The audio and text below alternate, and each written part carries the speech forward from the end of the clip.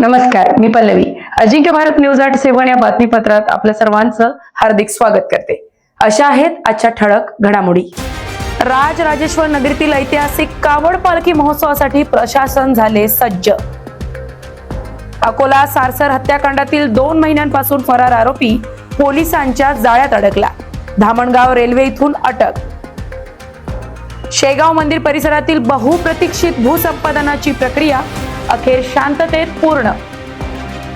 राज्यात वादळी पावसाचा प्रभाव वाढण्याची शक्यता. अनेक जिल्ह्यांना हवामान विभागाकडून येलो अलर्ट. पत्रकारिता आणि जनतेच्या प्रश्नांना वाचा फोडणारे व्यासपीठ अजिंक्य भारत न्यूज. बघूया आता सविस्तर बातमीपत्र. अकोल्याचे आराध्य दैवत श्री राजराजेश्वर महाराज यांच्या श्रावण कावड पालखी उत्सवाच्या पार्श्वभूमीवर जिल्हाधिकारी वर्षा मीना यांच्या अध्यक्षतेखाली महत्वाची नियोजन बैठक पार पडली. यावेळी पोलीस अधीक्षक अर्चित चांडक यांच्यासह विविध विभागाचे अधिकारी आणि कावड मंडळाचे पदाधिकारी उपस्थित होते. त्याचप्रमाणे मनपा आयुक्त डॉक्टर सुनील लहाने सुद्धा उपस्थित होते. उत्सवादरम्यान कावड मार्गावर पथदिवे, पिण्याचे पाणी, स्वच्छतागृहे, रुग्णवाहिका, वैद्यकीय पथके आणि इतर आवश्यक सुविधा उपलब्ध करून देण्याचे निर्देश देण्यात आले. संपूर्ण मार्गावर सीसीटीव्ही आणि ड्रोनद्वारे देखरेख ठेवली जाणार असून जिल्हाधिकारी कार्यालयात 24 तास नियंत्रण कक्ष कार्यरत राहणार आहे. प्रत्येक कावड मंडळासाठी स्वतंत्र पोलीस पथक, महिला भाविकांसाठी महिला पोलीस बंदोबस्त तसेच 10 रुग्णवाहिका आणि आरोग्य पथके तैनात करण्यात येणार आहेत. उत्सव सुरक्षित, शिस्तबद्ध आणि भक्तिमय वातावरणात पार पाडण्यासाठी सर्व विभागांनी समन्वयाने काम करण्याच्या सूचना प्रशासनाने दिल्या आहेत. याच्यावर जे काम आता पुढे आढावा होत आहे डिपार्टमेंट प्रमाणे तो याच्यावर आपल्याला फोकस करायचा. याला तुम्ही प्रसिद्धी द्या. याची पूर्व सूचना सगळ्या संबंधित डिपार्टमेंटला दिली गेली आहे. आता अकोला शहरातील राहुल कालू सारसर हत्याकांडातील फरार मुख्य आरोपीला रामदासपेठ पोलिसांनी गुरुवारी अटक केली. 2 महिन्यांपासून पोलिसांना गुंगारा देत फरार असलेल्या बलवीर उर्फ बल्लू विजय पारोचे याला गुप्त माहितीच्या आधारे धामणगाव रेल्वे परिसरातून अटक करण्यात आली. न्यायालयाने त्याला 18 जुलैपर्यंत पोलीस कोठडी सुनावली आहे. पोलिसांनी दिलेल्या माहितीनुसार अलंकार मार्केट परिसरातील राज मंदिर बारजवळ गल्लीत विजयनगर येथील रहिवासी राहुल कालू सारसर याची जुन्या वैमनस्यातून हत्या करण्यात आली होती. या प्रकरणी राज चंदू सारसर यांच्या तक्रारीवरून विविध कलमान्वये रामदासपेठ पोलीस ठाण्यात गुन्हा दाखल करण्यात आला होता. शेगाव येथील मंदिर परिसरातील बहुप्रतीक्षित भूसंपादनाची प्रक्रिया अखेर दुसऱ्या दिवशी शांततेत आणि यशस्वीरित्या पूर्ण झाली. पहिल्या दिवशी निर्माण झालेला तिढा नगर परिषद प्रशासन, बाधित दुकानदार, घरमालक यांच्यात झालेल्या सकारात्मक चर्चेनंतर सुटला. सर्वोच्च न्यायालयाच्या आदेशानुसार विषय बाब म्हणून पर्यायी जागा मालकी हक्काने उपलब्ध करून देण्यास प्रशासनाने मान्यता दिल्याने भूसंपादनाचा मार्ग मोकळा झालाय. पहिल्या दिवशी 17 खासगी मालकींच्या जागांचे संपादन करण्यात नगर परिषदेला यश आले नव्हते. त्यामुळे दुसऱ्या दिवशी सकाळीच नगर परिषदेचे पथक सुमारे 15 पोलीस अधिकारी, 150 पोलीस कर्मचारी, महसूल विभागाच्या अधिकाऱ्यासह घटनास्थळी दाखल झाले होते. मात्र दुपारी 12:30 वाजेपर्यंत मुख्याधिकारी किंवा दुकानदार घटनास्थळी न आल्याने कारवाईबाबत विविध चर्चांना उधाण आले होते.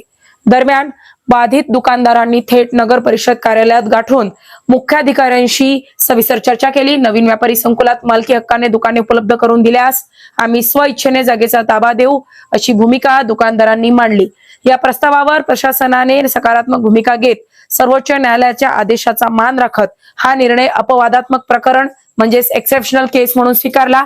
यानंतर दोन्ही बाजूंमध्ये सहमती झाल्याने भूसंपादनाची प्रक्रिया कोणताही अनुचित प्रकार न घडता शांततेत पूर्ण करण्यात आली. या निर्णयामुळे अनेक दिवसांपासून सुरू असलेला वाद मिटला. मंदिर परिसरात नियोजित विकासासाठीचा महत्वाचा अडथळा दूर झालाय. प्रशासन आणि बाधित नागरिकांनी परस्पर समन्वयातून तोडगा काढल्याने या प्रक्रियेचे सर्व स्तरातून स्वागत होत आहे. मागील काही दिवसांपासून राज्यात मान्सूनने विश्रांती घेतली असून मागील 2 दिवसांपासून राज्यातील काही भागात हलक्या ते मध्यम स्वरूपाचा पावसाची नोंद झाली आहे.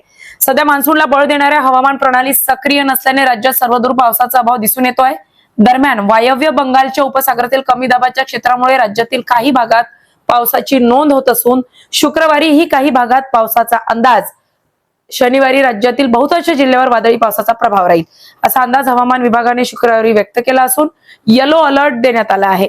मागील 2 दिवसांपासून राज्यातील काही भागात पावसाची नोंद होत असून त्यामुळे नागरिकांना उकाड्यापासून काहीसा दिलासा मिळत असला तरी जुलै महिन्यात शेतीसाठी आवश्यक असलेल्या पावसाचा अजूनही अभाव आहे.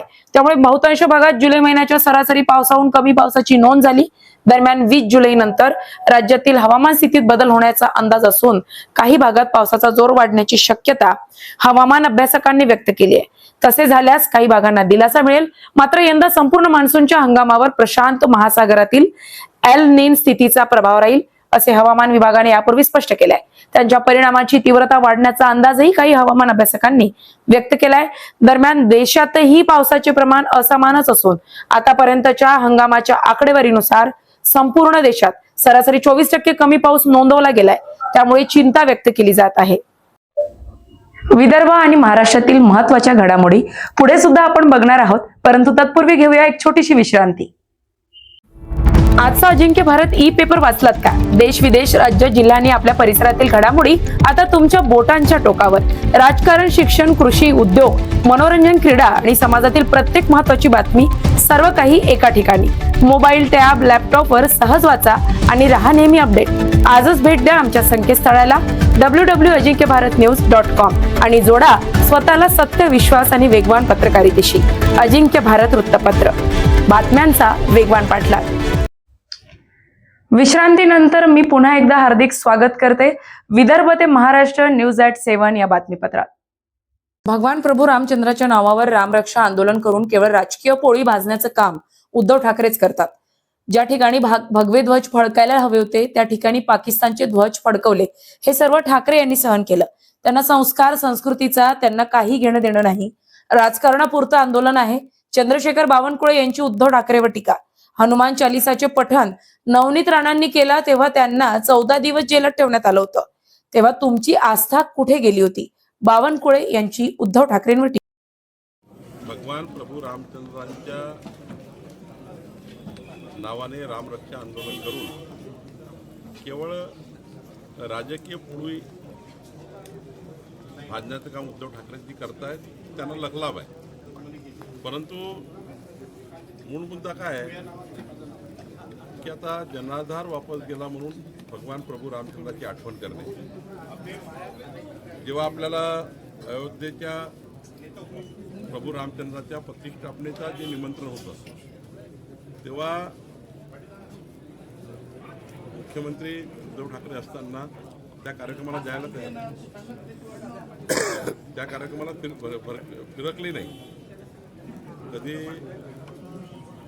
भगवान प्रभू रामचंद्राच्या नावाचा त्या ठिकाणी जागर केला नाही. आणि एवढंच नाही तर ज्या ठिकाणी भगवे ध्वज फडकायला पाहिजे त्या ठिकाणी पाकिस्तानचे ध्वज फडकले. हे सारं सहन केलं आहे उद्धव ठाकरेजींनी. आणि आता मताच्या लागून चालण्याकरता तुम्ही भगवान प्रभू रामचंद्रजींना विसरले. आणि आता पुन्हा जेव्हा तुमचं सारच गेलं हातून तेव्हा तुम्ही आता पुन्हा एकदा आस्था, संस्कार, संस्कृतीचं काही त्यांना घेतलेलं नाही. केवळ राजकारणाकरता असं आंदोलन आहे. मला वाटतं आंदोलन करण्या प्रत्येकाचा अधिकार आहे, त्यांनी केला पाहिजे. पण भगवान प्रभू रामचंद्राच्या नावाचा वापर राजकीय करणे हे काही योग्य नाही. मला तर वाईट वाटतं की हनुमान चालिसा ज्या नवनीत राणांनी पठण केला त्यांना 14 दिवस जेलमध्ये ठेवण्यात आलं. उद्धवजी मुख्यमंत्री असताना तेव्हा कुठं गेला होता तुमचा हा त्या ठिकाणी तुमची आस्था, तुमचं प्रेम? त्यामुळे राजकीय आंदोलन याला काही फार हवा देण्याची गरज नाही. फार त्यावर चर्चा करण्याची गरज नाही. दोन्ही राष्ट्रवादी नीट परीक्षेतील कथित भ्रष्टाचाराविरोधात शिक्षण तज्ज्ञ, पर्यावरणवादी सोनम वांगचुक हे दिल्लीतील जंतर मंतर येथे गेल्या 18 दिवसांपासून आमरण उपोषण करत असून केंद्र सरकार त्यांच्या आंदोलनाकडे पूर्णपणे दुर्लक्ष करत असल्याचा आरोप माजी मंत्री शिवाजीराव मोघे यांनी केला. यवतमाळ येथील स्थानिक विश्रामगृहात आयोजित पत्रकार परिषदेत ते बोलत होते. मोघे म्हणाले की 2018चे रॅमन मॅग्सेसे पुरस्कार विजेते सोनम वांगचुक यांचा कोणत्याही राजकीय पक्षाशी संबंध नसून नीट परीक्षेतील कथित गैरव्यवहाराची नैतिक जबाबदारी स्वीकारून केंद्रीय शिक्षण मंत्र्यांनी तात्काळ राजीनामा द्यावा ही त्यांची प्रमुख मागणी आहे. ते पंतप्रधानाचा राजीनामा मागत नसतानाही केंद्र सरकारने त्यांच्या आंदोलनाची दखल घेतलेली नाही ही दुर्दैवी बाब असल्याचे त्यांनी सांगितले. उपोषणाचा 18वा दिवस उलटूनही केंद्र सरकारचा एकही प्रतिनिधी संवादासाठी पुढे आलेला नाही. वांगचुक यांची प्रकृती चिंताजनक असल्याचे सांगत त्यांच्या जीवितास काही धोका निर्माण झाल्यास त्यांची जबाबदारी केंद्र सरकारची राहील असा इशाराही मोघे यांनी दिला. असं मानतो मी. तो म्हणजे आज आपण सर्वांना माहीत आहे की जंतर मंतरवर सोनम वांगचूक हे जिथे आमरण उपोषणाला बसलेले आहेत त्यांचा विषय हा पूर्ण देशातील तरुण वर्गावर होत असलेला अन्याय भ्रष्टाचार यासाठी ते आमरण उपोषणाला बसलेले आहेत आणि जवळजवळ 18वा दिवस आहे. म्हणजे त्यांची प्रकृतीसुद्धा आपण पाहिली आहे, चिंताजनक आहे. त्यांची मागणी काय आहे की देशात नीट परीक्षेत भ्रष्टाचार झाला, त्यामुळे देशातील लोकांना विद्यार्थी नाही त्याच्या कुटुंबाला सुद्धा सफर व्हायचं काम पडलं. तर ह्याचा परिणाम सर्व विद्यार्थ्यावर झालेला आहे, कुटुंबावर झालेला आहे. म्हणून त्यांचं म्हणणं असं आहे की याची जबाबदारी कोणीतरी घेतली पाहिजे. आणि मी ते काय प्राईम मिनिस्टर राजीनामा मागत नाही, ते जर शिक्षण मंत्री आहे त्यांनी राजीनामा जबाबदारी म्हणून नैतिकदृष्ट्या राजीनामा द्यावा, एवढा सोपा विषय आहे. बुलढाणा जिल्ह्यात गेल्या 10 ते 12 दिवसांपासून पावसाने दंडी मारल्यामुळे शेतकऱ्यांवर दुबार पेरणीचे संकट ओढवलंय. पावसाअभावी शेतातील नुकतीच उगवलेली पिके करपू लागल्याने बळीराजा कमालीचा चिंतेत आहे. आणि या पार्श्वभूमीवर रुसलेल्या वरुण राजाला प्रसन्न करण्यासाठी ग्रामीण भागातील शेतकऱ्यांनी पारंपरिक धोंडी या लोकपरंपरेच्या माध्यमातून विठुरायाच्या चरणी साकडे घातले. गावातील नागरिक, महिला आणि शेतकऱ्यांनी एकत्र येत धोंडी धोंडी पाणी दे, ज्वारी बाजरी पिकू दे अशा घोषणा देत परिसर दणाणून सोडला.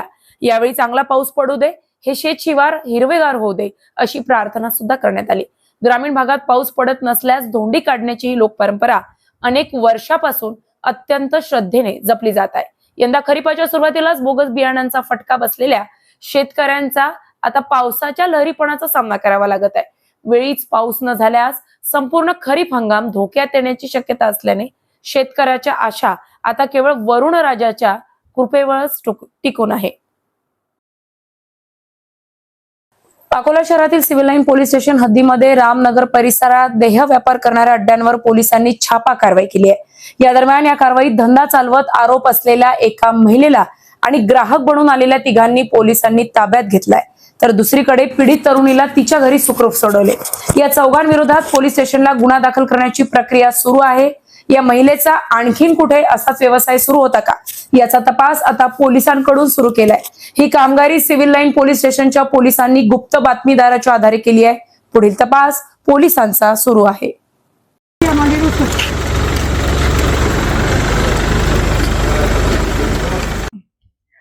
विदर्भातील आणि महाराष्ट्रातील वेधक आणि वेचक बातमीसाठी बघत रहा अजिंक्य भारत न्यूज @7. आणि आमच्या युट्यूब चॅनलला आपण अद्यापही सबस्क्राईब केलं नसेल तर जरूर सबस्क्राईब करा आणि बेल आयकॉनला क्लिक करा. आमच्या सोशल मीडिया प्लॅटफॉर्म फेसबुक आणि इंस्टाग्रामला फॉलो करायला विसरू नका. अजिंक्य भारत न्यूज, बातम्यांचा वेगवान पाठलाग. मी पल्लवी आजच्या दिवशी आपला निरोप घेते. भेटूया पुढच्या बातमीपत्रात. नमस्कार.